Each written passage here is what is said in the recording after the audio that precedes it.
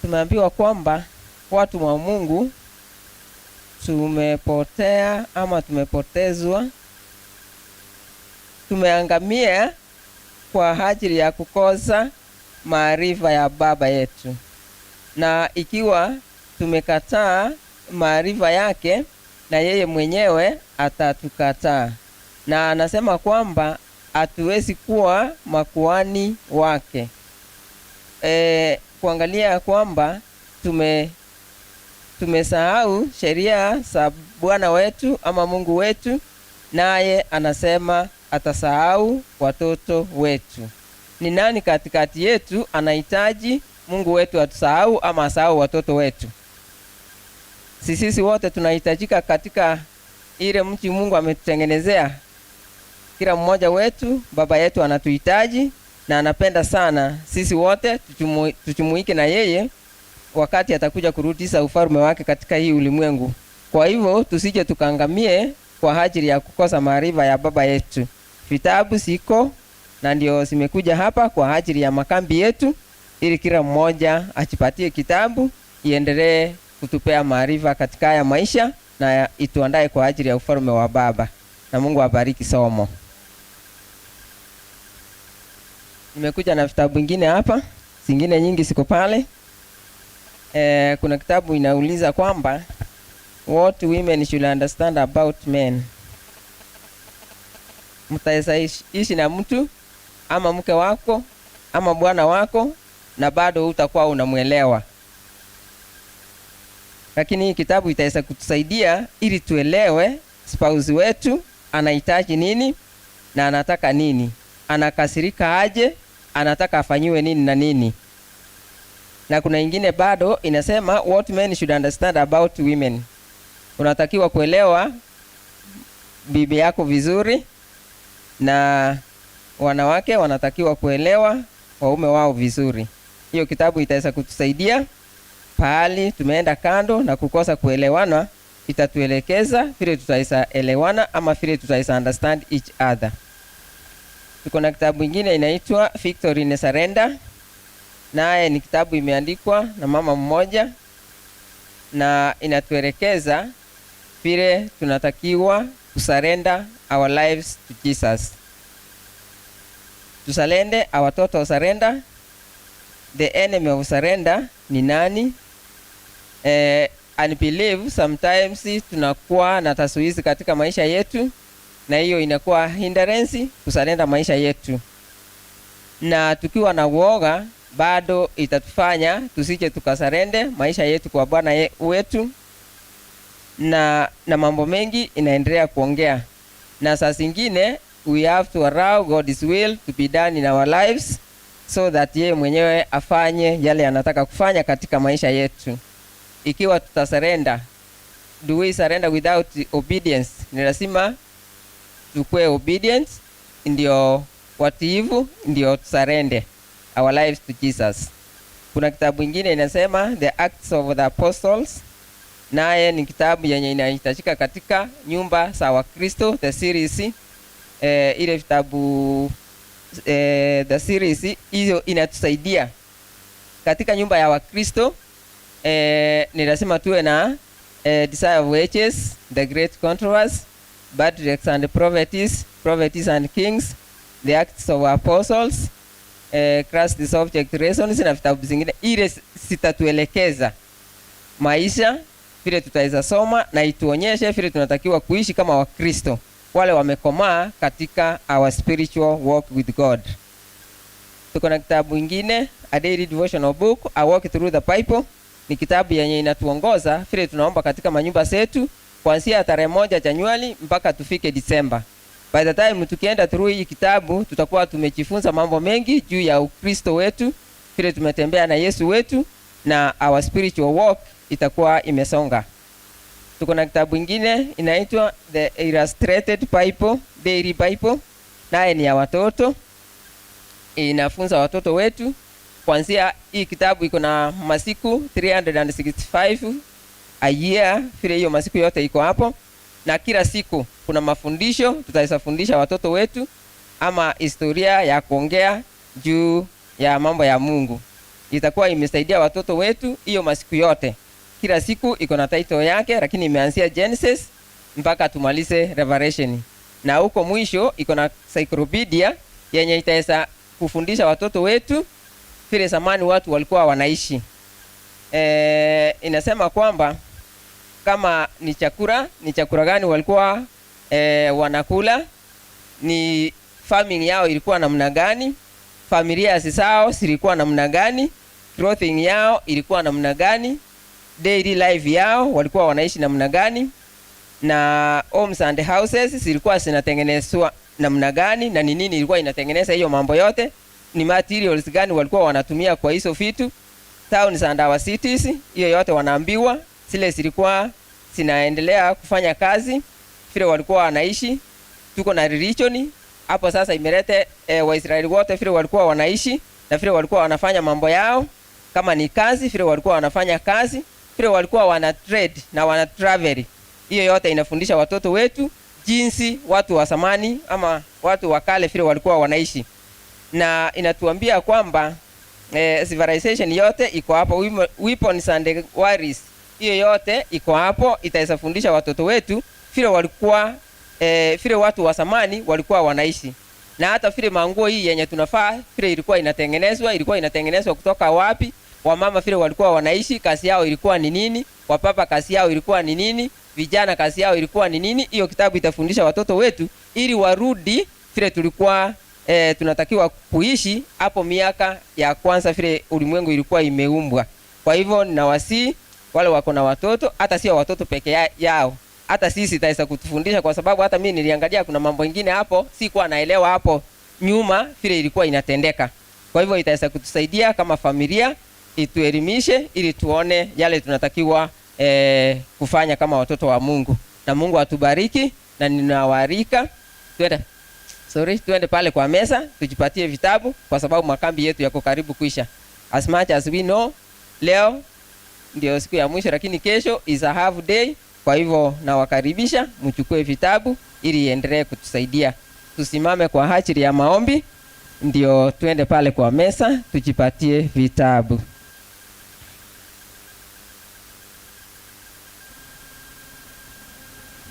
Tuombe. Baba wetu na Bwana wetu ishie pahali pa juu, tunakushukuru na kuliinua jina lako kwa vile umekuwa mwema kwetu siku zote. Asante kwa baraka yako nyingi kwetu. Asante kwa haya makambi Bwana, na ni asante kwa sababu unaendelea kutenda makuu katika maisha ya kila mmoja wetu. Bwana, tunaendelea kuona mkono wako, upewe sifa na shukrani. Na Baba, uendelee kutuongoza na Roho wako Mtakatifu ili tukuone milele, na tuendelee kusoma vitabu itusaidie kusonga karibu na wewe, na ituandae kwa ajili ya ufalme wako. Asante kwa ajili utafanya yote kulingana na mapenzi yako. Tumeomba tukiamini katika jina lako Yesu aliye Bwana na mkombozi wetu. Amen. Karibuni pale kwa vitabu, tuangalie vitabu.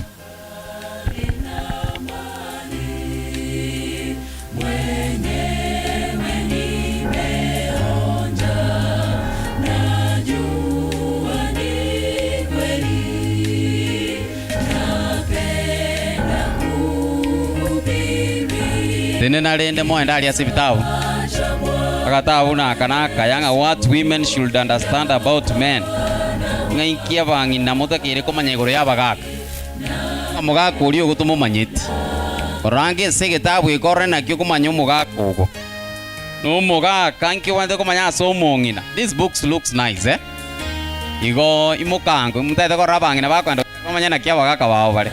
Uchiaria gatabu akana bakarabe iguririgia. Awana iko yao, kama hauna na wewe utapewa ya kujua Yesu. Yesu ndio mwanaume wako. Ndio kwa vitabu basi. Huu ni muda wa vitabu, tuweze kuangalia vitabu, tuweze kujinyakulia vitabu, angalau kila mtu apate nakala moja ila ambayo itakupendeza. Asanteni.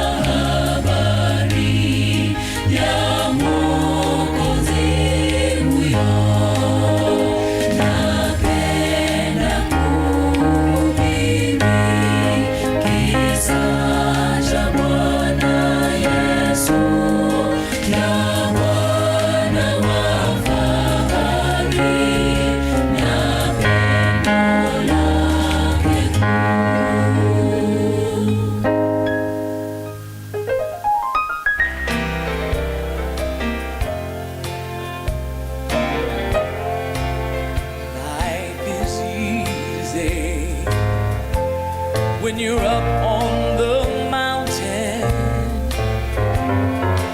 you've got peace of mind like you never know. But things change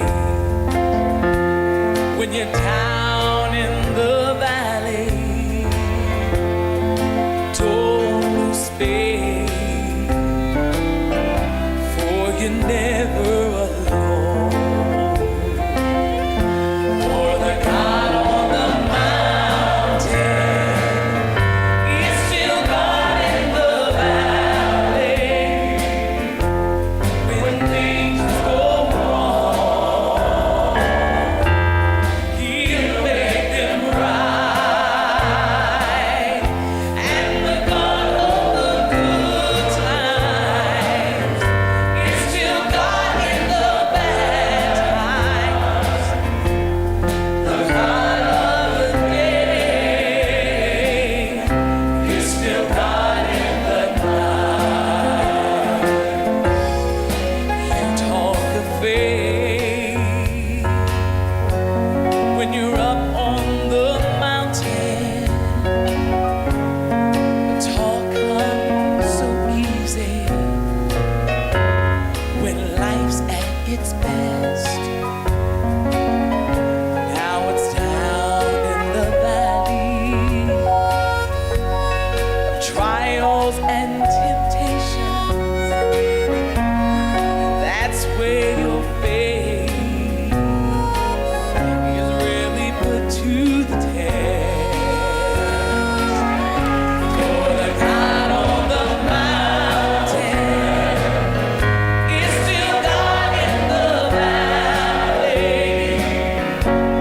When things go wrong, He'll make them right. And the God of the good times is still God in the bad times.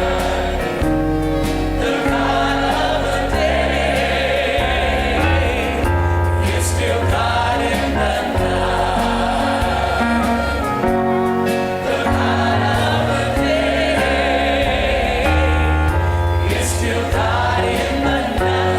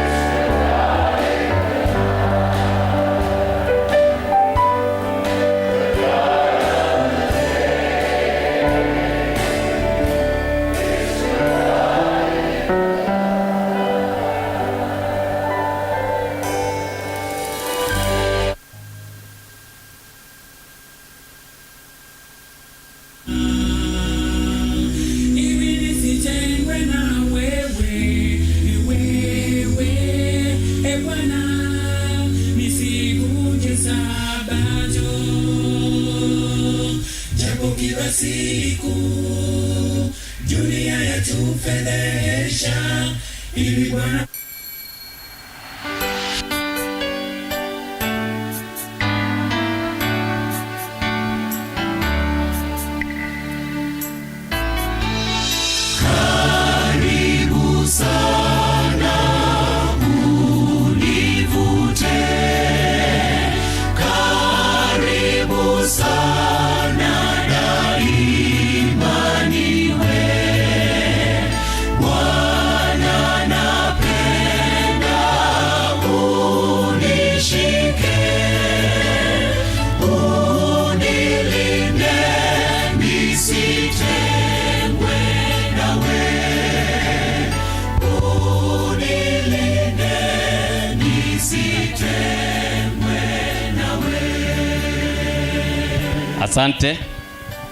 Asante sana. Wanapoendelea kumalizia huko kwa vitabu, tunataka tuingie kipindi cha nyimbo.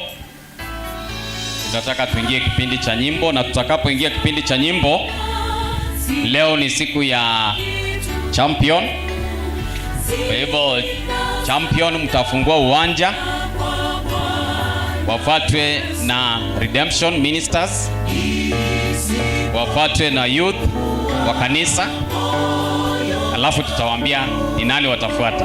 Hata women ministry mjipange, wazee mjipange, hata nyinyi mtaimba. Hata Koli nimemwona pale. So hivyo tukianza hiki kipindi, hivyo tumesema champion, wafuatwe na redemption, youth ministry. Tuombe. Mungu Baba, tena ni wakati wa kukuimbia. Tuomba utupe sauti nzuri ili tuweze kukusifu nazo. Katika jina la Yesu tumeomba na kuamini. Amen. Champion, msipoteze wakati. Tuendelee kuimba. Song 34. Ipo nambari 34. Parisa Yesu. 3 sing. Nipe parisa Yesu, kwangu ni tamu sana, kisa chake cha thamani unipendeza sana, jinsi malaika wengi walivyoimba sifa alipoleta amani kwa watu wa dunia.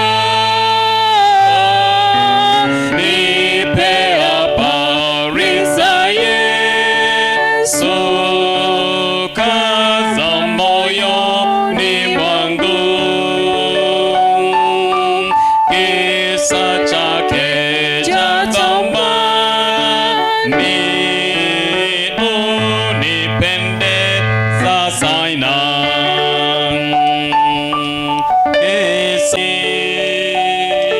Jinsi alivyolishi jaribu la shetani, kazi aliyoifanya na siku za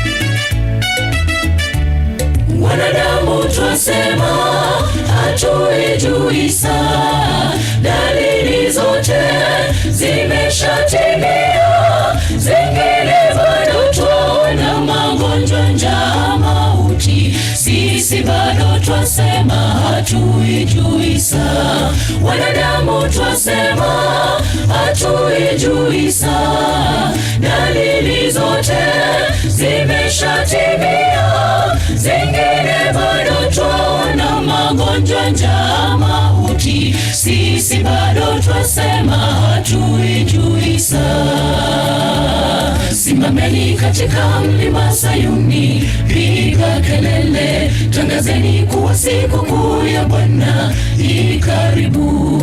Watu wa mataifa wapate ujumbe wa Bwana Yesu, watubu dhambi zao, wamngoje Bwana rejeapo. Simameni katika mlima Sayuni, piga kelele, tangazeni kuwa siku kuu ya Bwana ikaribu. Watu wa mataifa wapate ujumbe wa Bwana Yesu, watubu dhambi zao, wamngoje Bwana rejeapo.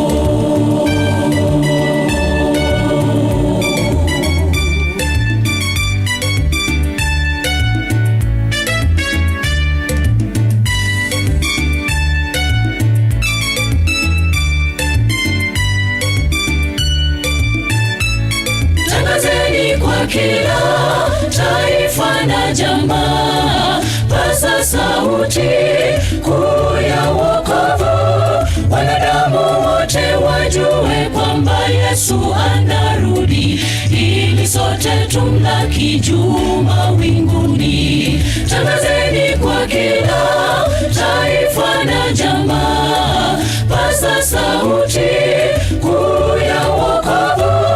Wanadamu wote wajue kwamba Yesu anarudi, ili sote tumlaki juu mawinguni. Simameni katika mlima Sayuni, piga kelele, tangazeni kuwa siku kuu ya Bwana ikaribu.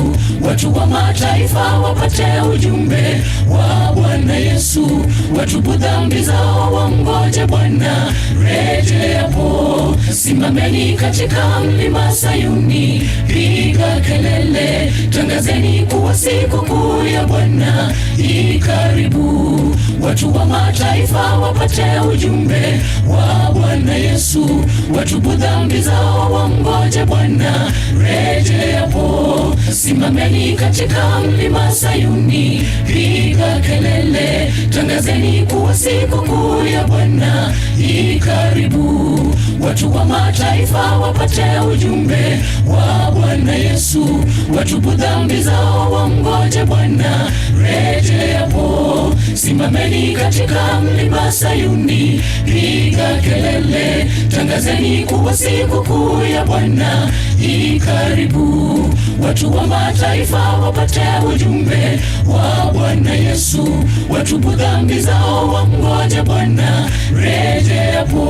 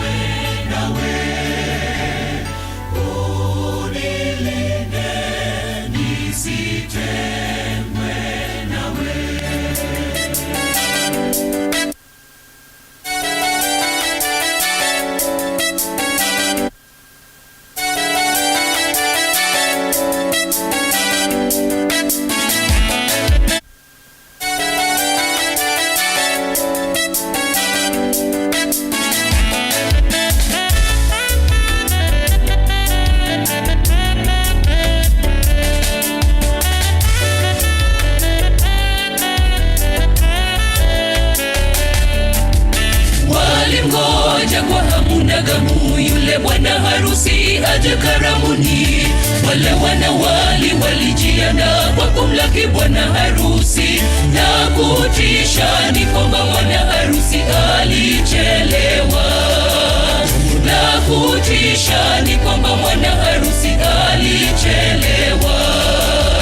Walimgoja kwa hamu na gamu yule bwana harusi aje karamuni, wale wanawali walijiandaa kwa kumlaki bwana harusi. Na kutisha ni kwamba bwana harusi alichelewa. Na kutisha ni kwamba bwana harusi alichelewa. usiku wa manane kelele kasikika, simameni ondokeni usingizini, bwana harusi mlangoni, twende tumlaki. Usiku wa manane kelele kasikika, simameni ondokeni usingizini, bwana harusi mlangoni, twende tumlaki.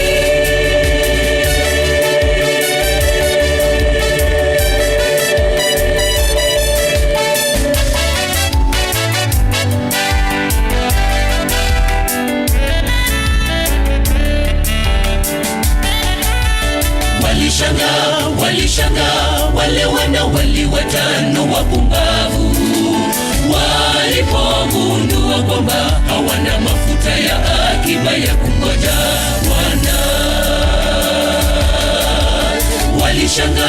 Walishanga wale wana wali watano wapumbavu walipogundua kwamba hawana mafuta ya akiba ya kungoja Bwana. Usiku wa manane kelele kasikika, simameni ondokeni usingizini, bwana harusi mlangoni, twende tumlaki. Usiku wa manane kelele kasikika, simameni ondokeni usingizini, bwana harusi mlangoni, twende tumlaki.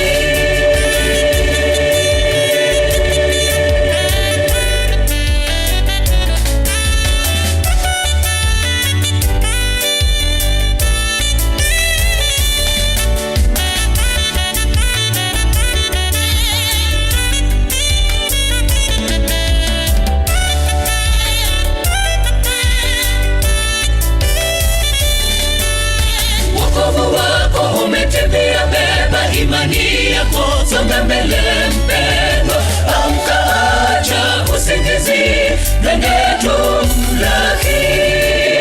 Wokovu wako umetimia, beba imani yako songa mbele mpendwa, amka acha usingizi, twende tumlaki.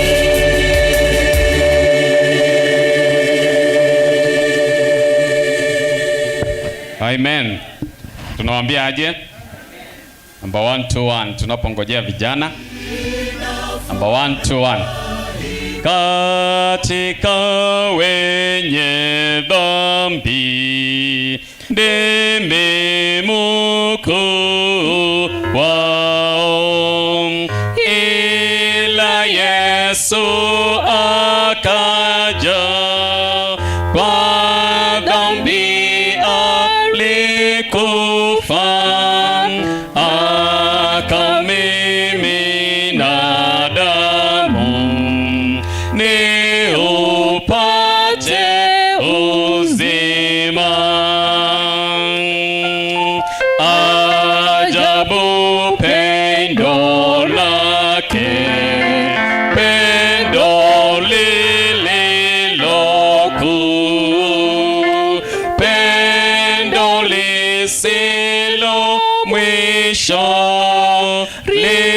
lidumulo milele, lililonitafuta ingawa sikumpenda. Wakitoka church choir, alafu church choir wakitoka wafuatwe na women ministry.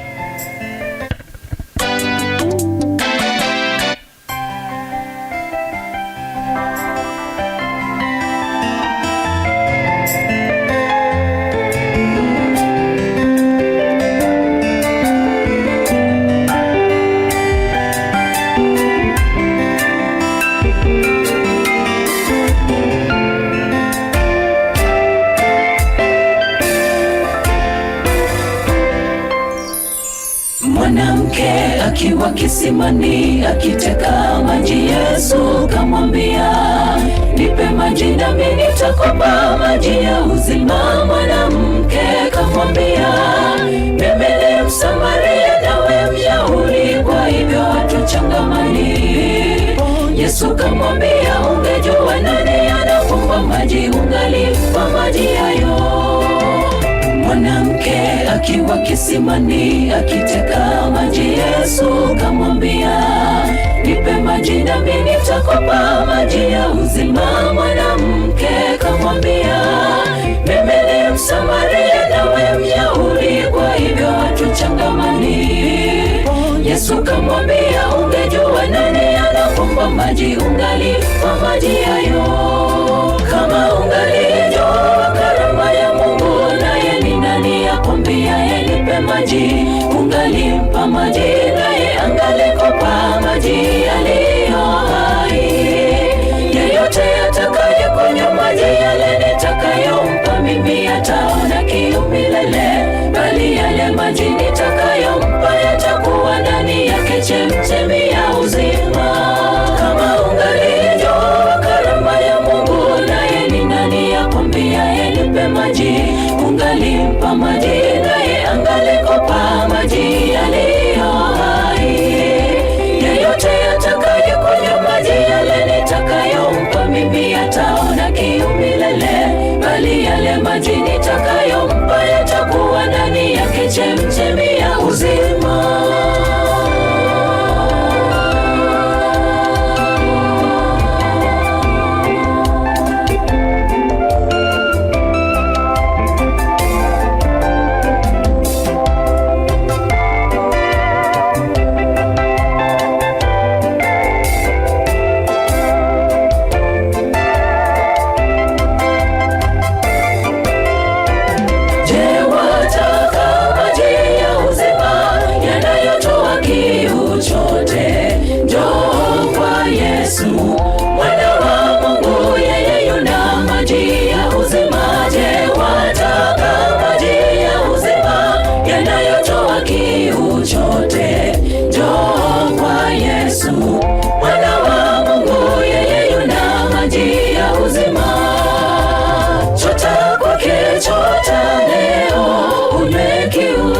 Kitaisha, amini neno lake, unywa kutoka kisima cha uzima.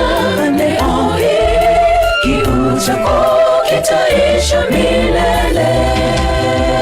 Chota kwake, chota leo, unywe kiu chako kitaisha. Amini neno lake, unywa kutoka kisima cha uzima. Leo hii kiu chako kitaisha milele.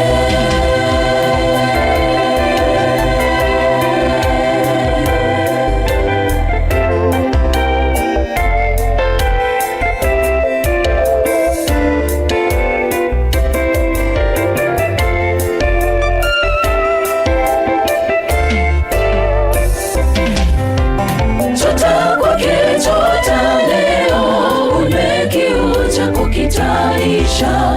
Amini neno lake, unywa kutoka kisima cha uzima.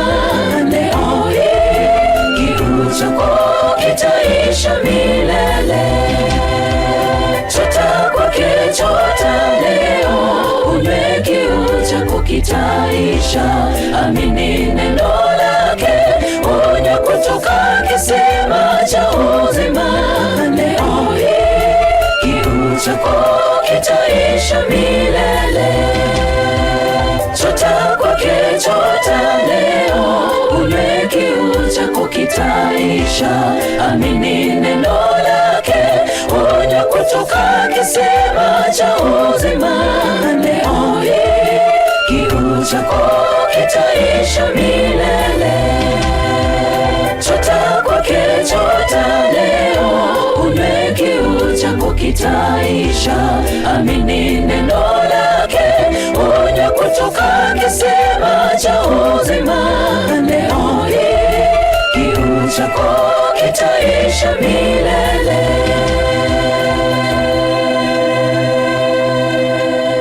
Asante sana. Nikiangalia program imefika saa 5:40 na hapo ndio nyimbo zinaishia. Ni kwa sababu anayepiga kengele alikuwa anaimba. Tafadhali mtanisamee kwaya, lakini baadaye tukipata muda kwaya mtaingia. Haya, asante. Ni wakati wa mchungaji. Happy Sabbath Church. Happy day. Ni wakati wa offertory. Tusimame tuombe ndiposa tukaribishe pastor.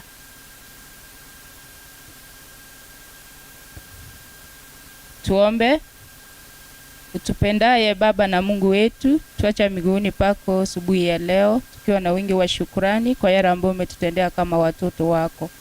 Tumefika kipindi kingine, tunaomba tunapoenda kukutolea Bwana, tunaomba utusamee dhambi zetu mahali tumeenda kinyume na mapenzi yako, na tunapoenda kukutolea vichache, tuomba utubariki, na wale wote hawana uwabariki ili nao siku nyingine wapate kukutolea. Tuomba machache ni katika jina la Yesu mama na kuamini. Tumkaribishe pastor kwa kipindi cha offertory.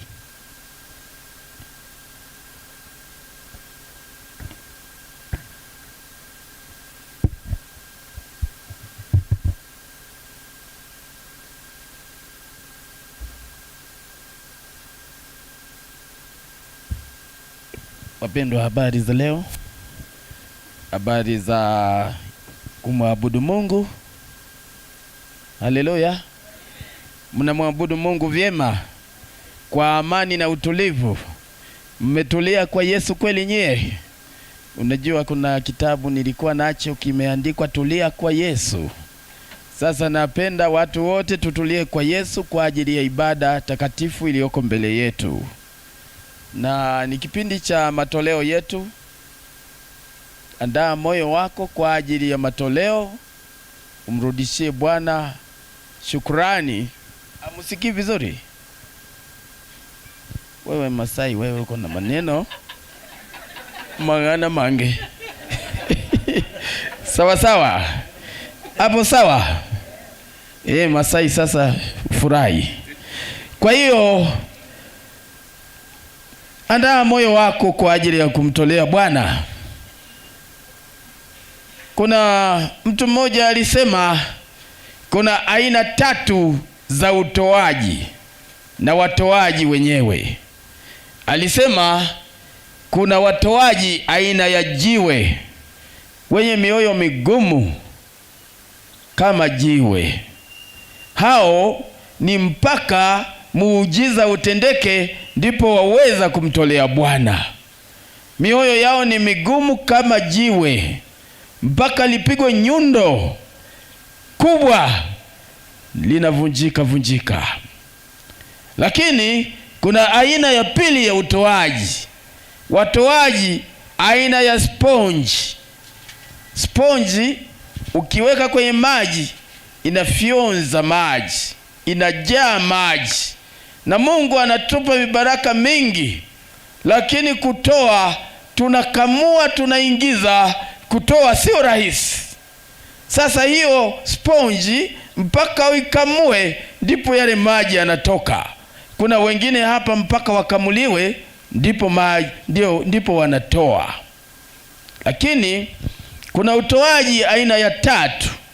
Utoaji aina ya sega la asali.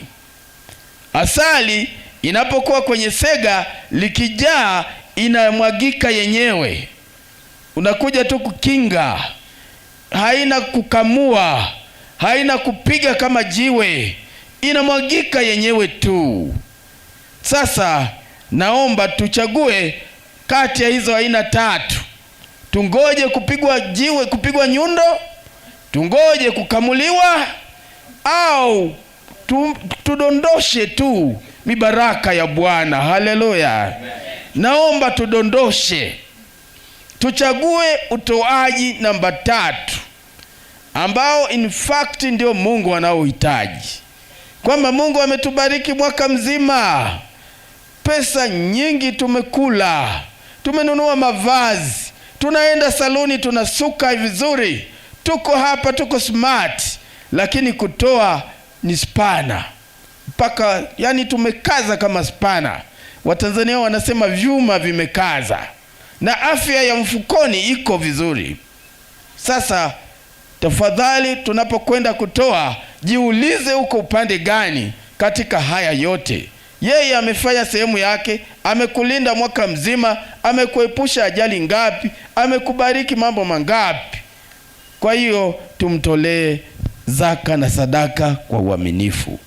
Wale wa ile sadaka mbichi nitaipitia nayo, saa itakapofika nitaiona, nimwambie niwapeleke mbele za Bwana, maana Bwana hata kutupa kwa kutoa mkungu wa ndizi, kuku, mbuzi, hata ng'ombe. Ndiyo mibaraka hiyo. Tusome fungu letu katika kitabu cha Zaburi 51 na fungu la 17. Anasema dhabihu za Mungu ni roho iliyovunjika, moyo uliovunjika na kupondeka. Mungu huta udharau. Mungu na vunje mioyo yetu tuweze kutoa na jina la Bwana lipate kutukuzwa. Na tuombe.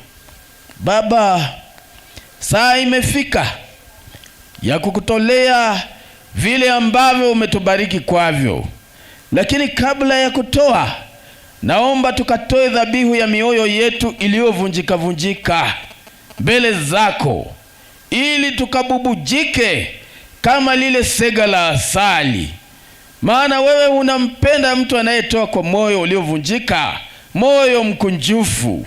Tunapotoa sasa, bariki zaka na sadaka zetu, bariki shukrani zetu za kambi hili, tuandae kwa ajili ya uzima wa milele, katika jina lake Yesu, amen.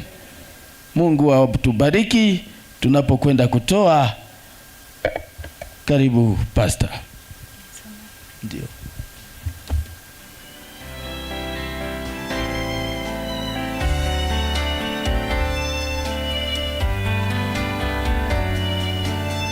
Asante. Wale ambao wameleta sadaka mbichi waje hapa na sadaka yao sasa hivi tu, wakati wengine wanaendelea kutoa ile sadaka ya mfukoni, ile mifuko ambayo iko na afya, na hata ile ambayo imedhoofika Mungu anaikubali. Lakini kama una afya nzuri na mfuko wako uko na afya, toa kwa kadiri Mungu alivyokubariki. Haleluya. Lakini wale walioleta mikungu ya ndizi, nimeona nyanya, nimeona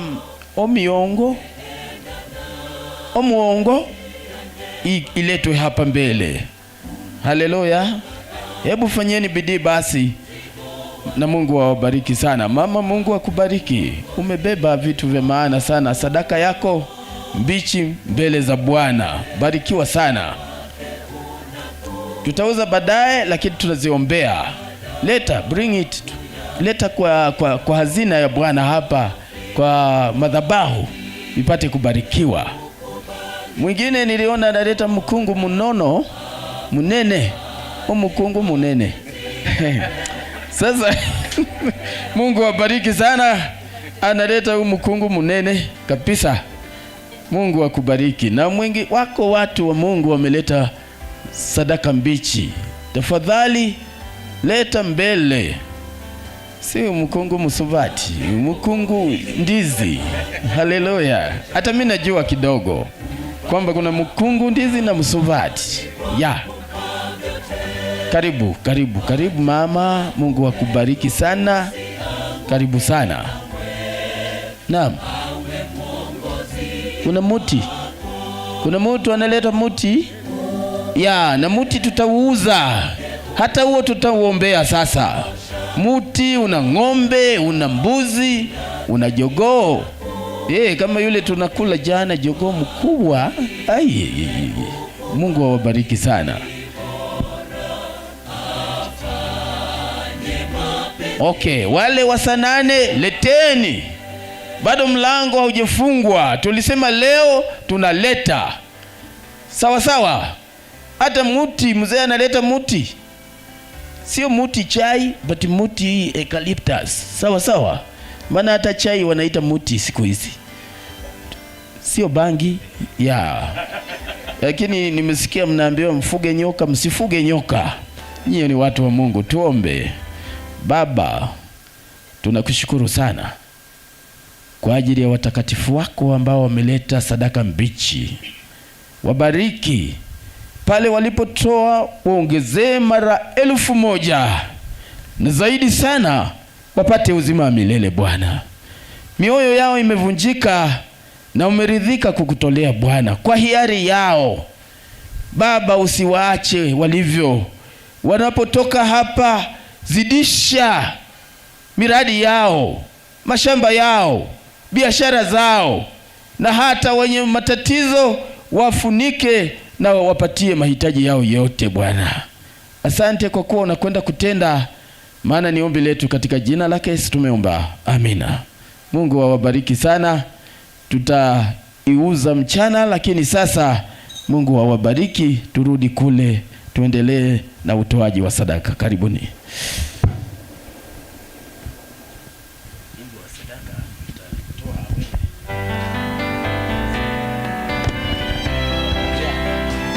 Wimbo nambari 9. Nambari 9.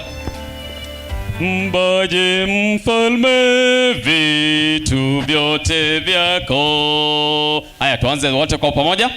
Mbaje mfalme vitu vyote vyako, ni kwa ukarimu wako ninabarikiwa, ni kwa ukarimu wako ninabarikiwa. Uliyeniumba na kutegemea, sina budi kusifu izani zako kuu, sina budi kusifu izani zako kuu. Nitatoa nini Kwanza vyote kwako, upendo wako wadai moyo wa shukrani, upendo wako wadai moyo wa shukrani. nipewe neema, niwe na uwezo wa kuishi kwako Bwana siku zangu zote, wa kuishi kwako Bwana siku zangu zote. Number 55. Number 55. Twapanda mapema, twapanda mapema, twende.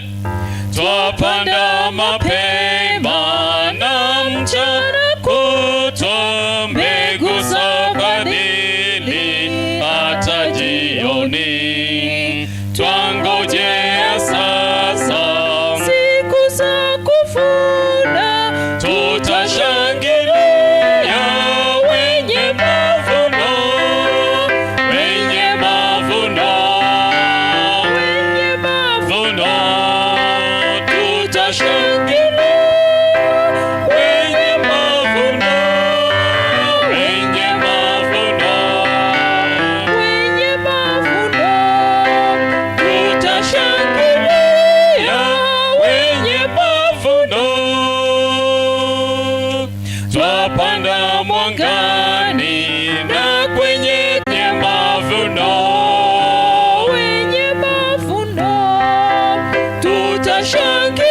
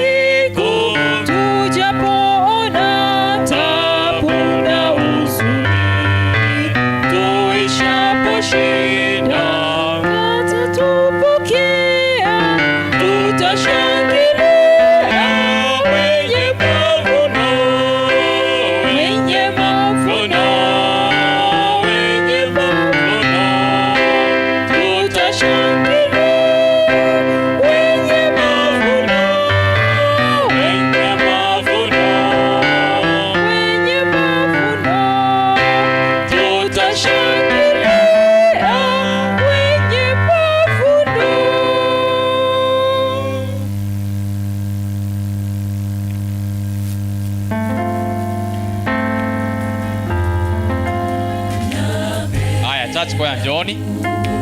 Kwa hiyo anapopeleka sadaka kule mbele, church choir njoo. Njoo tafadhali. Na wao utakuwa wimbo wa ibada. Lazima tutatumia hiyo opportunity, hiyo utakuwa wimbo wa ibada. Kwa hivyo njooni tafadhali. Nambari 54 wanapoendelea kutembea mbele. Nataka nimjue Yesu. Tuanze wote.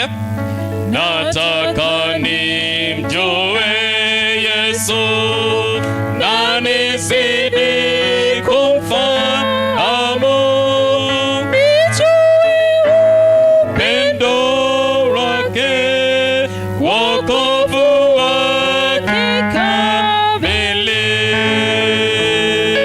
zaidi nimfahamu Yesu, nijue upendo wake, wokovu wake kamili.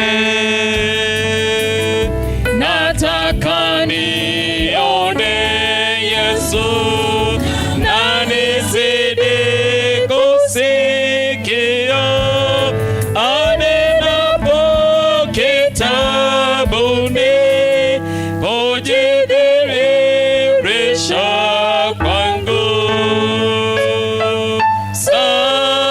zaidi nimfahamu Yesu, nijue upendo wake, wokovu wake kamili. Tuwapatie nafasi.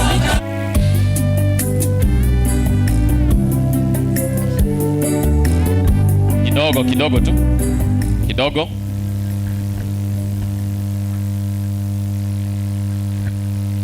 Kwa sababu tumeingia kwenye ibada, tutasoma fungu kisha kwaya itaimba. Kitabu cha Kutoka 22 fungu lake la 20, Biblia inasema kwamba mtu atakayemchinjia sadaka Mungu yeyote isipokuwa ni yeye Bwana peke yake na angamizwe kabisa. Nitarudia, mtu atakayemchinjia sadaka Mungu yeyote isipokuwa ni yeye Bwana peke yake na angamizwe. Mungu abariki neno lake.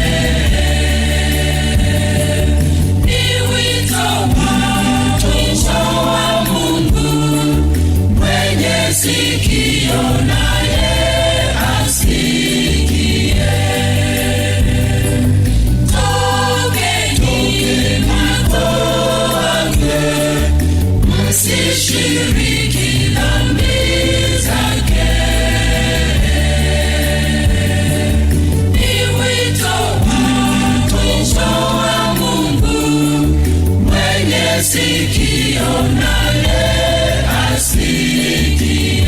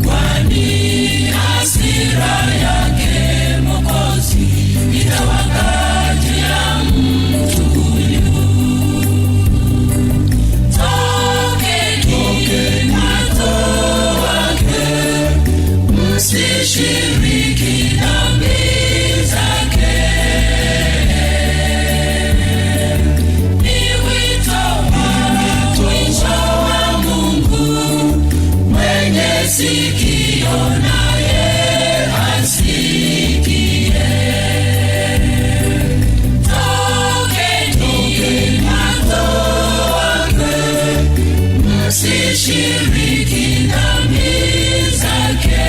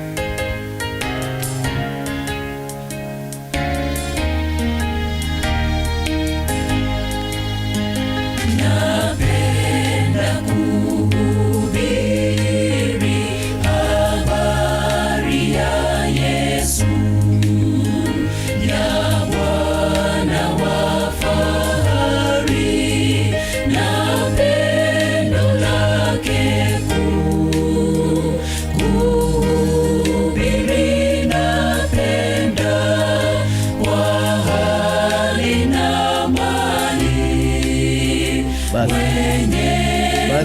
inatosha. Barikiwa sana kwa wimbo huo mtamu. Bwana akubariki wewe unayetushughulikia vyombo vyetu. Haleluya. Nilikuwa nawauliza jana kwamba wangapi wamefurahia ibada ya kufunga. Wanyoshe mikono juu.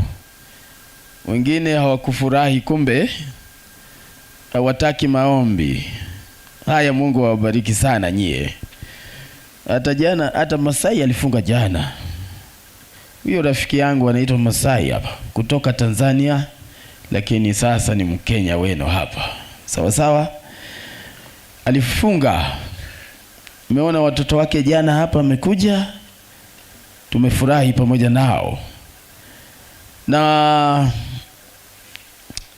leo tuna somo linalosema mwabudu Mungu.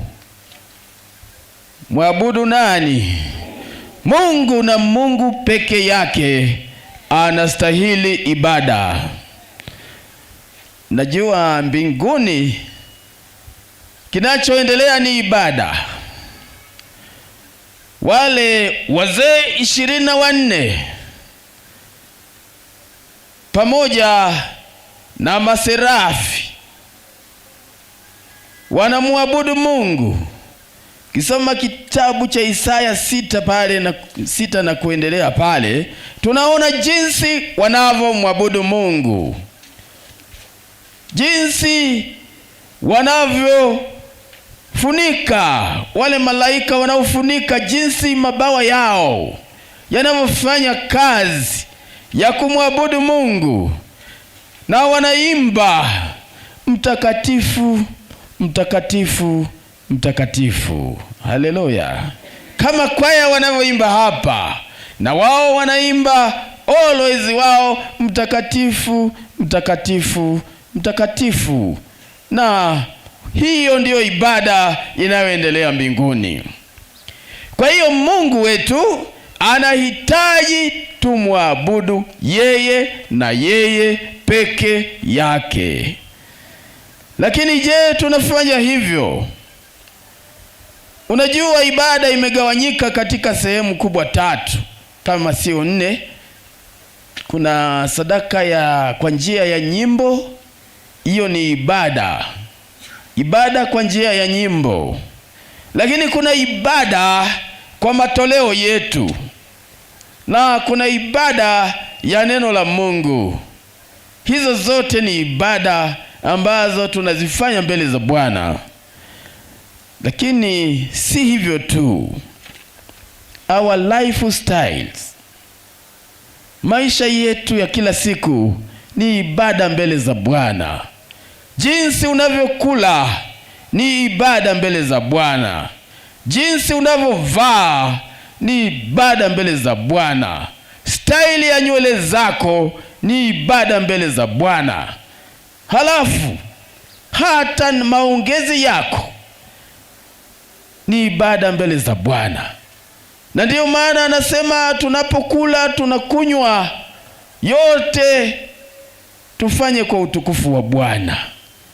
Na utufanye hapo neno lolote ni kwa utukufu mbele za Bwana.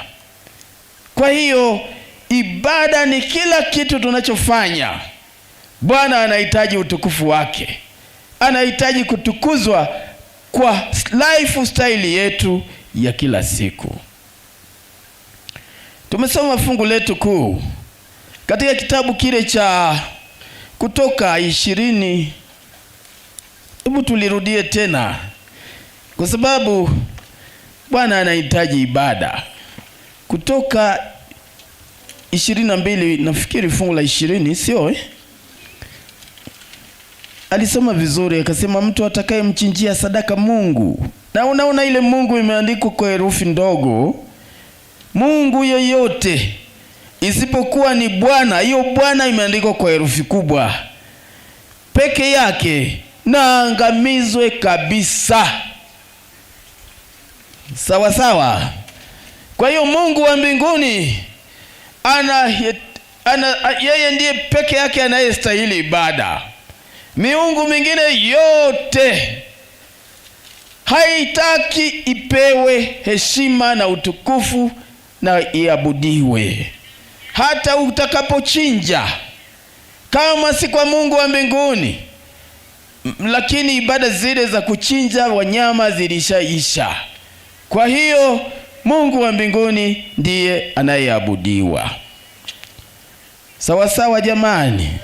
Kwa hiyo ujumbe wa malaika wa kwanza unasisitiza mambo makubwa manne. La kwanza, fear God, mche Mungu. Ya pili, give him glory, mpe Bwana utukufu, yeye peke yake na utukufu. La tatu linasema the hour of judgment has come, saa ya hukumu yake imekuja. Lakini la nne, tumpe Bwana ibada, Bwana na Bwana peke yake, muumba mbingu na nchi, yeye ndiye anastahili ibada. Nataka niwaambie, hiyo ni katika kile kitabu cha Ufunuo 14 fungu la 7. Na anasema muumba wa mbingu na nchi na chemichemi za maji, yeye ndiye peke yake anastahili ibada. Kwa hiyo anaeleza kuna hatari ya kutokuwa na ibada ya kweli kwa Mungu wetu. Kwa hiyo kuna ibada ambazo zilifanyika zamani. Zamani walikuwa wanaabudu miungu pia, na hata leo inawezekana tuko hapa lakini tuna vimiungu vyetu. Juzi nilisema mzee mmoja alikuwa anavaa hirizi. Mnajua hirizi? Mzee wa kanisa, kwa sababu linafunikwa huko ndani, si rahisi kuliona. Lakini tulipokuwa kwa maombi, likachomoka likadondoka chini. Ndipo tukajua ya kwamba kumbe amechanganya Mungu na miungu. Kwa hiyo inawezekana uko kanisani lakini bado unaabudu miungu mingine. Kuna miungu inayoonekana na isiyoonekana. Sawa sawa. Kwa hiyo our idol, kuna idol worship waliotangulia na hata leo, miungu iliyotangulia na hata leo tunayo. Satan is known to change. Amechange strategies yake. Yeye ni very strategic. Sasa hivi ameleta miungu ya kizazi kipya. Sawa sawa. Wale ambao walikuwa naabudu visible idols, walikuwa naenda milimani, wanaabudu vimilima, vimisitu. Hata hapa Kenya mna misitu ya ibada za asili. Wengine walikuwa analiabudu jua, anatoa katoto kwenye jua, kanaumwa, anakaelekeza kwa jua, eti kapone, maana jua ndiyo Mungu jua. Lakini pia kulikuwa na vilima na mapango, wengine maji, wengine vichwa vya wazee waliokufa zamani. Walikuwa wanaweka ni sehemu ya ibada katika maisha yao. Sawa sawa. Mmenielewa? Ndio. Zamani tulikuwa tunafanya hivyo. Lakini hata leo inawezekana kuna baadhi ya watu bado wanaabudu miungu. Maana mtoto akiumwa anaenda kwa kaburi la babu yake, analia pale. Wengine wanapeleka maziwa wanamwaga pale. Wanasema maneno fulani eti asikie mtoto apone. Na mwingine unakuta nyumba yake au familia yake imekumbwa na misiba ya mara kwa mara. Anasema labda nimekosea miungu, na miungu wamekasirika. Kwa hiyo anaenda kutoa sadaka ili miungu imhurumie, asiendelee kupata maumivu anayoyapata. Sasa basi nataka niwaambie, Biblia imeweka wazi juu ya mambo haya. Hebu tusome katika kitabu cha Yohana, pia Yohana ya sura ya 4. Nashukuru wale waliimba wimbo wa yule mama Msamaria walikuwa wanasema habari ya kule Samaria kule.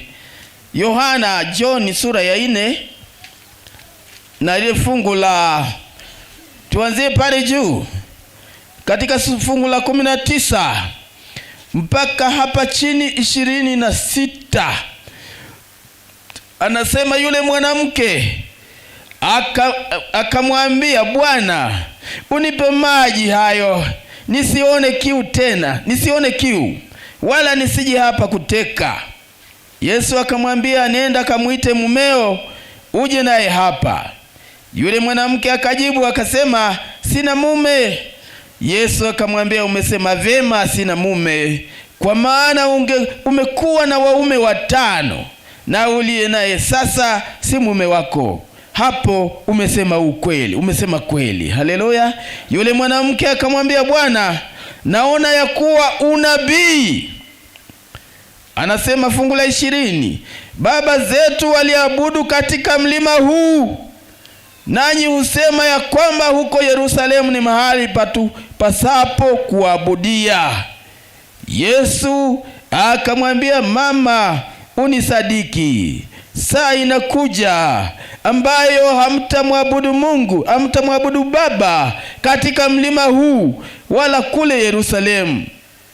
Ninyi mnaabudu msichokijua, sisi tunaabudu tukijuacho, kwa kuwa wokovu watoka kwa Wayahudi. Lakini ile fungu la 23, lakini saa inakuja, nayo sasa ipo, ambapo waabudu halisi watamwabudu Baba katika roho na nini? Roho na kweli. Yule mwanamke akamwambia, najua ya kuwa yuaja Masihi aitwaye Kristo, naye atakapokuja yeye atatufunulia mambo yote. Yesu akamwambia, mimi ninayesema nawe ndiye. Haleluya. Kwa hiyo walikuwa wanaenda kuabudu wasichokijua. Yawezekana nawe leo unaabudu usichokijua. Sasa kuna visible idols na invisible idols. Sawa sawa. Kuna miungu inayoonekana na isiyoonekana. Sasa shetani amekuja kwa staili mpya. Anatumia teknolojia katika swala la ibada ya shetani. Michezo karibu yote imeundwa na shetani. Michezo ya kuigiza, wale wanaocheza kung fu, wale wanaocheza darts, wale wanaocheza karata, wale wanaobeti. Michezo hiyo ukiangalia asili yake ni yule mwovu. Ukiangalia kwenye mpira, na wale wanaodansi ndio wenyewe. Siku hizi hasa wanawake wanadansi wakiwa uchi. Shetani yuko ndani yake. Sawa sawa. Hiyo ni michezo hiyo. Lakini pia kuna sehemu zingine za teknolojia ya kompyuta, teknolojia ya simu, elimu, pamoja na hata ajira zingine. Shetani huko nako ameingia. Sawa sawa. Wanadamu walikataa kumwabudu Mungu, wakageukia uchafu mwingine kupitia hiyo teknolojia. Nataka niwaambie, inawezekana tuko hapa lakini tunamwabudu shetani pasipo kujua. Kwa sababu hiyo michezo tunaipenda, tunabeti, tunafanya nini? Tunaangalia hata maigizo hayo kwenye video. Hayo tunafuatilia hizo tamthilia hizo drama hizo. Kwa hiyo zingine zote anasema michezo karibu yote shetani yuko ndani. Hebu tusome Warumi. Kitabu cha Warumi, alafu tutaendelea kukifafanua zaidi. Kitabu cha Warumi 1:18 mpaka 32. Na mtu amepata, tusomee Romans. Maana ghadhabu ya Mungu, pewa hiyo kipaza sauti. Maana ghadhabu ya Mungu, endelea, kutoka mbinguni juu ya uasi wote, kutoka mbinguni juu ya uasi wote, na uovu wa wanadamu, na uovu wa wanadamu, waipingao kweli kwa uovu, waipingao kweli kwa uovu, kwa kuwa mambo ya Mungu, kwa kuwa mambo ya Mungu yanayojulikana yamekuwa dhahiri, yanayojulikana yamekuwa dhahiri ndani yao. Kwa maana Mungu aliwaadhirishia. Kwa maana Mungu aliwadhihirishia. Sawa. Kwa sababu mambo yake yasiyoonekana, tangu kuumbwa ulimwengu, yanaonekana sasa, na kufahamika kwa kazi yake, yaani uweza wake wa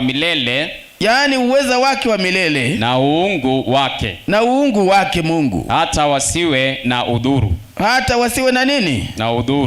Na udhuru. Sawa, endelea. Kwa sababu walipomjua Mungu, hawakumtukuza kama ndiye Mungu, hawakumpa Mungu utukufu wala kumshukuru, wala kwamba ndiye Mungu, wala kufanya nini? Wala kumshukuru. Tuendelee. Bali walipotea katika uzushi wao ndio, na mioyo yao yenye ujinga ndani yake ikatiwa giza, wakijinena kuwa wenye hekima, walipumbazika ndio, wakaubadili utukufu wa Mungu ndio, asiye na uharibifu, kwa mfano wa sura ya binadamu, aliye na uharibifu, na ya ndege, ya wanyama, na ya vitambaavyo. Kwa ajili ya hayo Mungu akawaacha katika tamaa za mioyo, wautafute uchafu, hata uongo, wakasujudia viumbe, na kuiabudu badala ya muumba, anayeimidiwa milele. Amina. Umesikia hiyo? Wadudu wengine wanaabudu wadudu, wengine mang'ombe, wengine mawe, wengine jua, mwezi, nyota, vitu vingi, wengine muti. Muti unachukuliwa, unachongwa kinyago safi, kinawekwa nyumbani. Akiwa na shida anaenda pale, anasujudia, anaambia kinyago, tafadhali naomba kitu fulani. Kweli wakaacha kumwabudu Mungu aliye hai. Hebu tuangalie kitabu cha Isaya tena. Isaya ile 40, nafikiri 40, fungu la 18 hadi la 20. Isaya 40.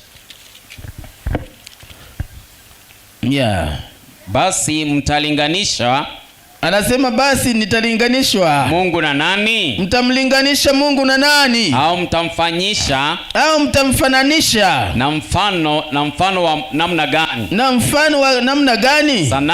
Sanamu fundi mmoja huiyeyusha, na mfua dhahabu huifunika dhahabu. Anasema huifua hiyo dhahabu, huifulia mifuko ya fedha, mikufu ya fedha. Sawa. Yeye aliye maskini sana, hata hawezi kutoa sadaka ya namna hii. Huchagua mti usiooza, anachagua mti kama huo eucalyptus hapo.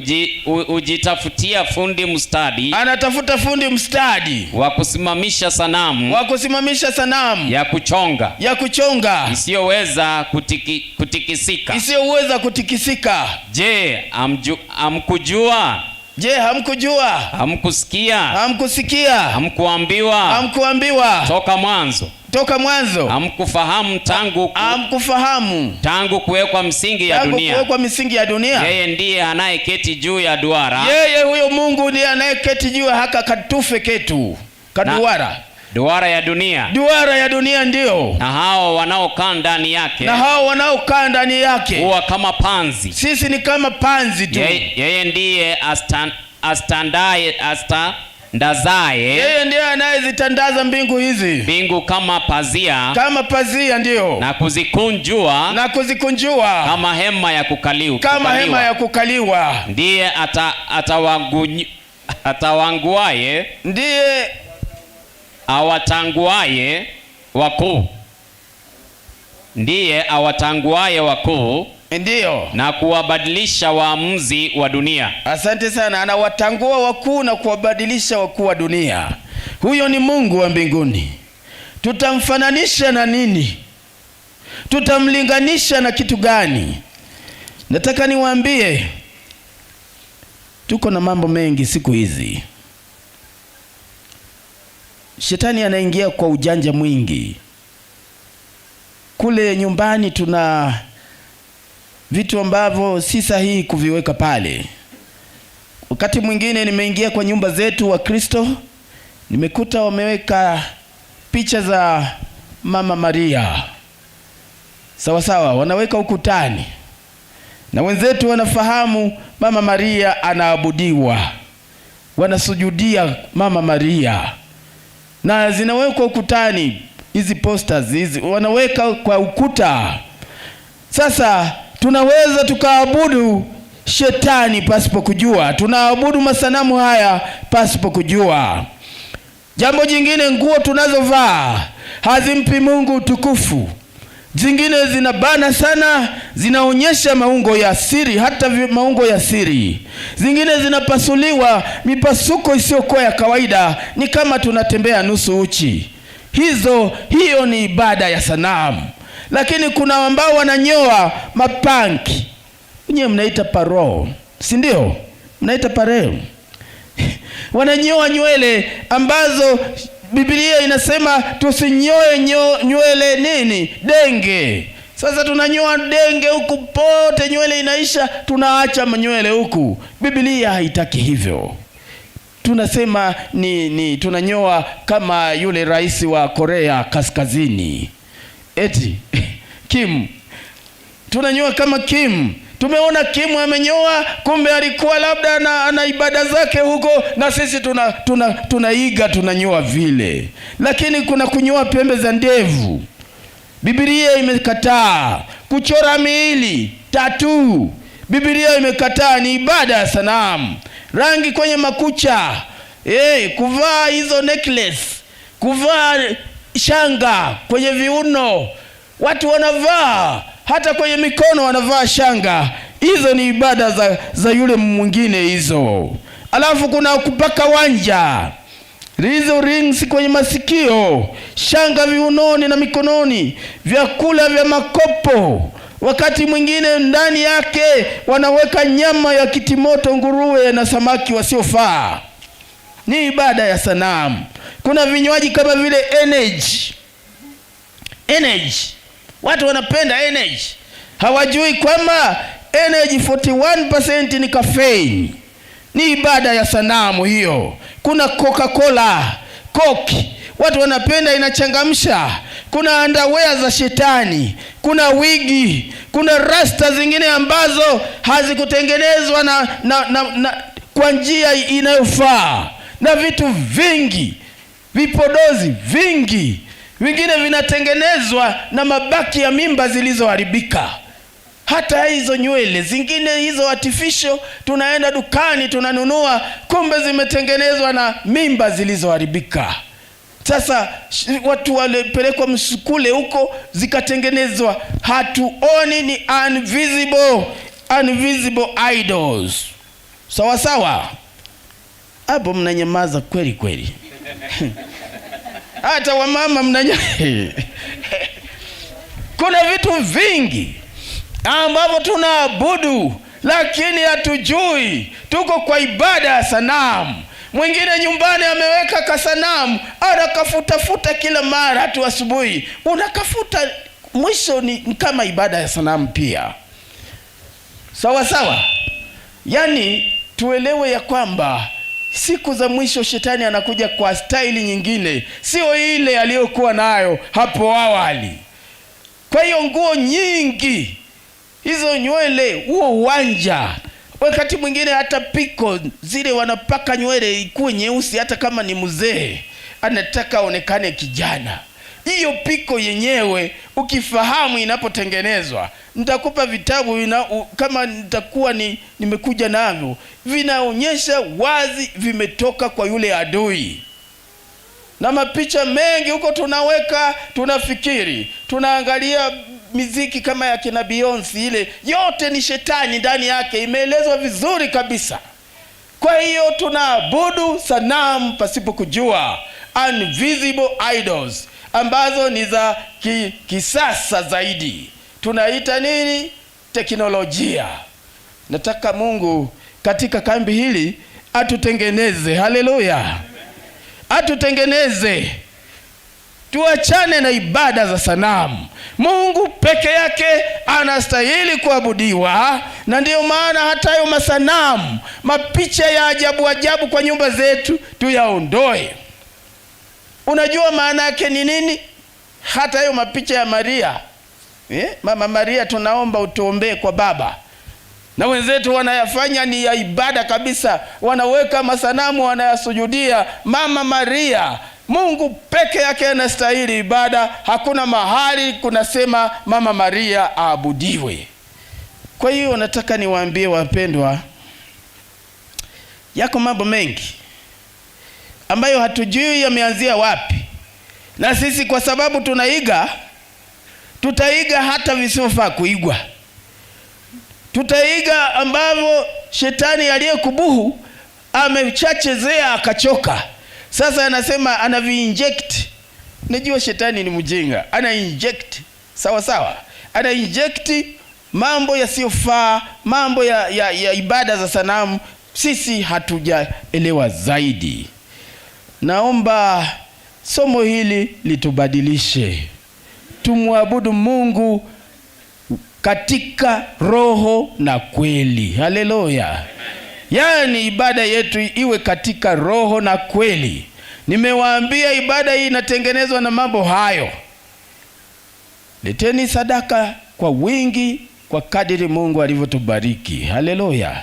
Kwa kadiri Mungu alivyotubariki na kutupatia uhai na pumzi ya uhai bure. Tulete sadaka kwa wingi. Tumwambie Mungu asante, kwa sababu sadaka ni sehemu ya ibada, na katika sabato hizi za kambi lazima tumwambie Mungu asante. Hata wale walioenda tu kumwangalia wale mamajusi, walienda kumwangalia mtoto Yesu, walipeleka zawadi. Sawa sawa.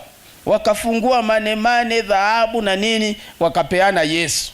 Sisi tunampa nini Yesu leo kwa kambi hili? Au tutapeleka pesa saloni ziishie huko?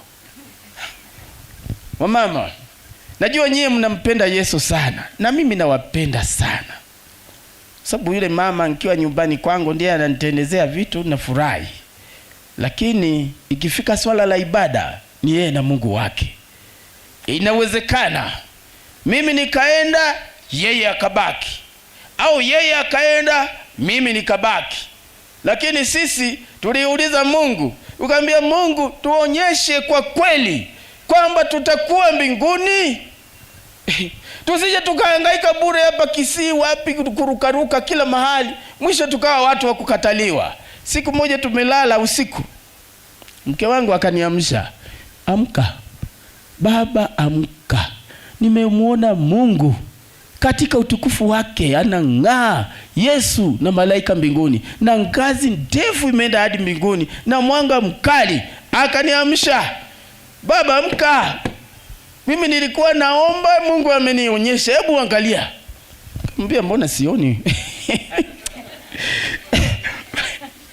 Nikamwambia hivi, mimi sitaenda, wewe mwanamke usilete maneno. Sasa hebu angalia baba, mume wangu, angalia mpendwa wangu. Akasema, yani hata wewe nimekuona pale. Mbona hebu fungua macho uone. Akasema, wewe mwanamke amepata wazimu usiku huu au namna gani? Lakini baadaye akasema, nimewaona kwanza aliona watoto wetu wawili. Akasema, watoto wale angalia baba. Siku iliyofuata ngambia, hakuna, huyu mwanamke hawezi kunizidi. Mimi ni pastor bwana. Pastor unazidiwa na mke wako? Akasema, lakini huyu mama yako juu kiroho, yeye anafunga siku 7 mpaka hata 10. Mimi nafunga siku 2-3 nimechoka. Well, nikamwambia mama, na mimi leo ngoja nimuulize Mungu. Nitafunga, nitamuuliza Mungu mpaka nione. Siku hii sio na jina. Mungu akanionyesha. Mbinguni ni pazuri sana wapendwa. Yaani kila mtu natamani amuulize Mungu, nionyeshe tu mara moja hivi. Hapo sio mahali pa kukosa wapendwa. Yaani nikamwambia mama, amka na mimi leo. Nimeona na mimi leo. Hebu angalia palipo. Anasema, mimi nilishaona. Nikamwambia, watoto wetu si wale. Tunaona Yesu anatupeleka kwa barabara. Nikasema, hakika Mungu ni mwema. Kuweni watu wa maombi bwana. Mumuulize Mungu mambo makubwa. Tukaona jinsi wanavyomwabudu mbinguni. Tukasema pale lazima tufike pale. Iweje? Kufa na kupona. Tutajisacrifice lakini tuende mbinguni. Haleluya. Nataka niwaambie hakuna mahali pazuri kama mbinguni. Mwambie Mungu akufungulie macho tuone. Unajua hii shetani ametufunika tu. Ndio maana jana niambia tukaze macho yetu. Hivi mlivyokaza mliona nini? Mlivyokaza macho mbinguni mliona nini jana? Hakuna kitu mmeona. Hamkuwa na imani. Enyi wenye imani haba, hamkuona kitu. Hebu kajaribuni tena. Fungeni, omba, kaza macho ya imani mbinguni. Kama hutamuona Bwana, uniambie shenzi. Kama una imani thabiti, hakika utamuona Bwana. Labda kama kuna dhambi na kusugua. Lakini kama dhambi yote umechota, umetupa nje, Baba nataka unionyeshe. Leo ni siku yangu, nionyeshe. Nataka nisikose pale. Mwambie Bwana uone. Bwana atakuonyesha. Haleluya. Hawezi kukuficha mtoto wake. Kama kweli umeweka dhambi yote na umemwambia basi dhambi kwa heri, Mungu niko miguuni pako. Mimi ni panzi. Si amesema ni mapanzi sisi?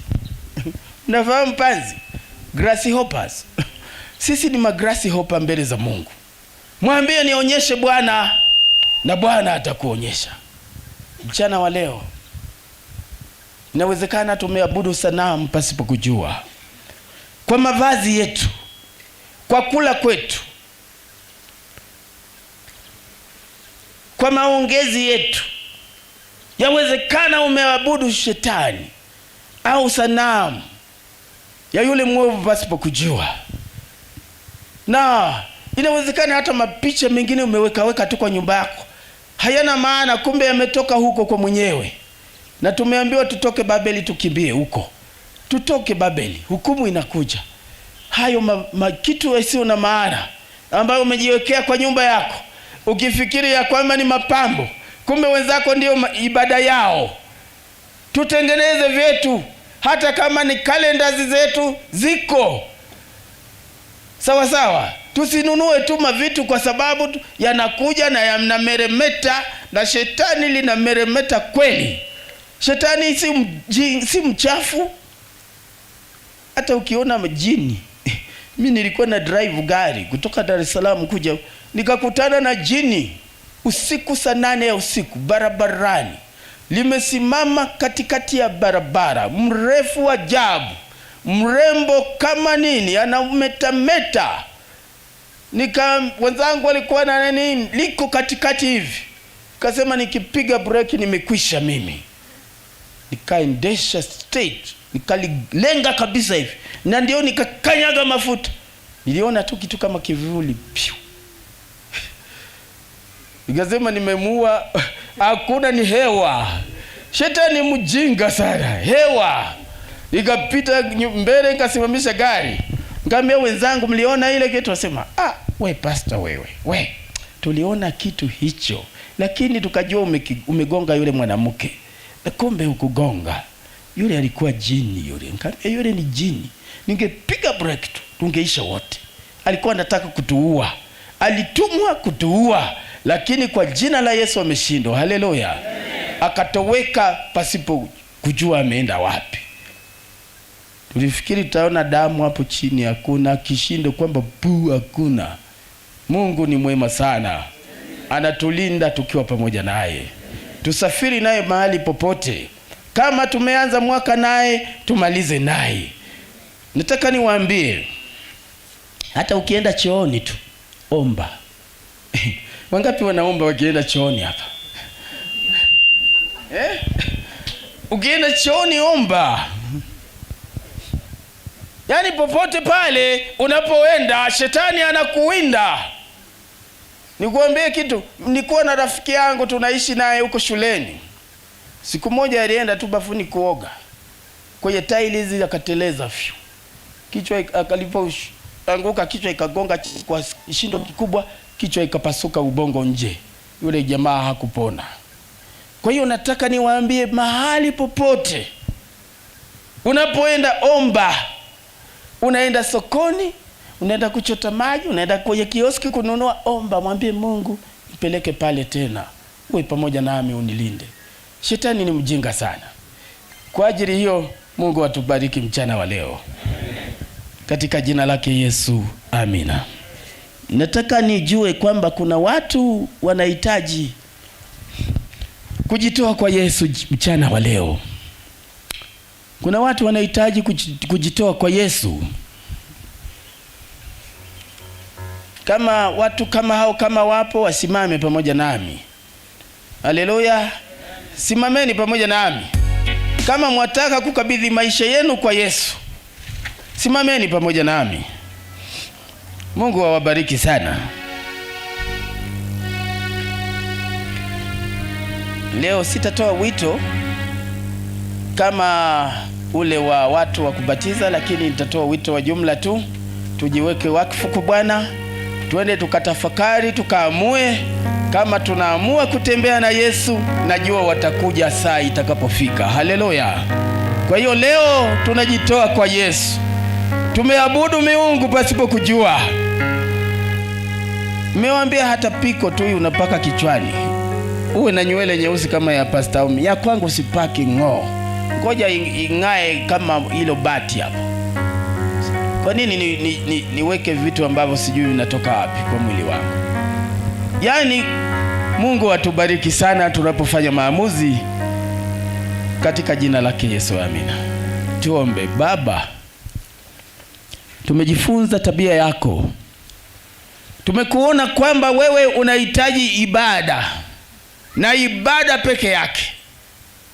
Hakuna mwingine wa kuabudiwa isipokuwa wewe.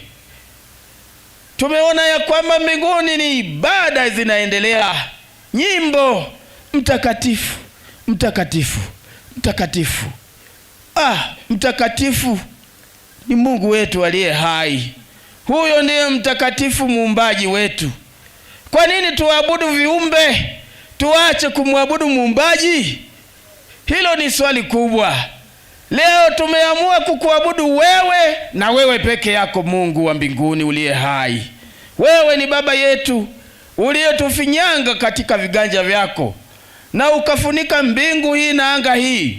Lakini ulipotazama ukasema wanadamu ni kama panzi tu, mdudu panzi. Sasa mchana wa leo Baba, twajikabidhi mikononi mwako. Tabia yako ikawe tabia yetu. Tukawe watu wa maombi, tukawe watu wa kulisoma neno, tukawe watu wa kusogea karibu nawe siku zote za maisha yetu. Bariki wana na binti zako, wawe watu wa maombi sana, watafute utakatifu, kwa sababu wewe uliyetuita ni mtakatifu, na unataka sisi nasi tuwe watakatifu katika mwenendo wetu wote. Bariki watu wako, watakase kwa damu yako. Ikiwa kuna dhambi yoyote, ikome mchana wa leo katika maisha yetu. Kambi hili liwe la kusema dhambi kwa heri, mimi naenda na Yesu. Haleluya, maana jina lako ni kuu Bwana. Asante maana umesikia. Asante maana unakwenda kutuumba upya. Tufinyange tena Bwana, maana utu wa kale hauna maana kwetu. Tunataka utuvike utu upya usio na ila, tukafae kuwa raia wema katika ufalme wako. Katika jina lake Yesu tumeomba na kuamini, amen. Mungu awabariki sana.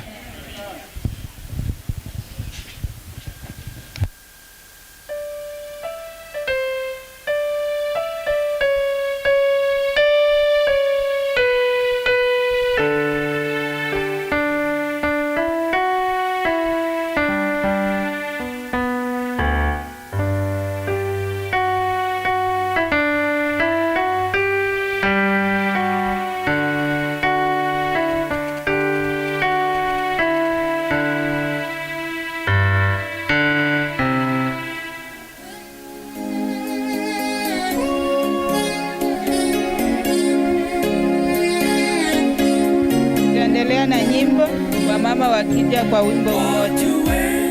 Women Ministry mmoja kwa wimbo mmoja. Wameimba habari za Yesu, lakini wao hawamjui huyu Yesu ni nani.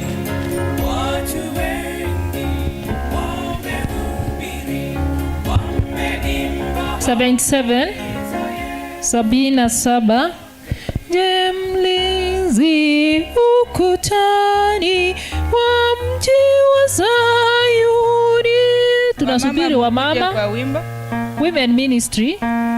Je, mlinzi ukutani wa mji wa Sayuni, habari zake usiku asubuhi.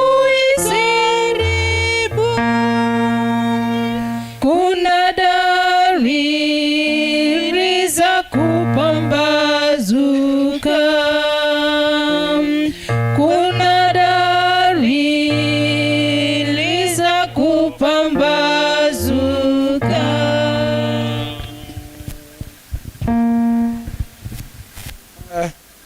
Huu ni wakati wa lunch, lakini nyimbo zitakuwa zikiendelea. Kwa hivyo wale nyimbo ya kanisa, zile nyimbo zingine, wale wengine tafadhali mbaki muendelee na nyimbo. Tutakuwa hapa kwa lunch itakuja. Kwa hivyo deacon na deaconesses mbaki ili muweze kupatia wageni chakula.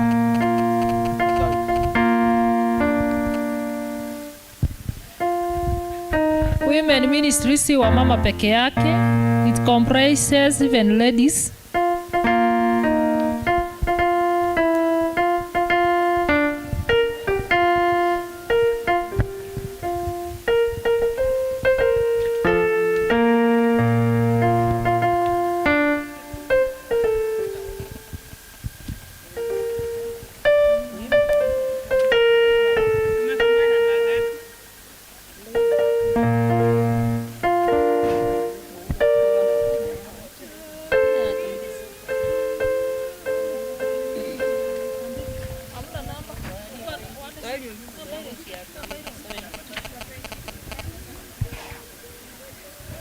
Usiende juu sana.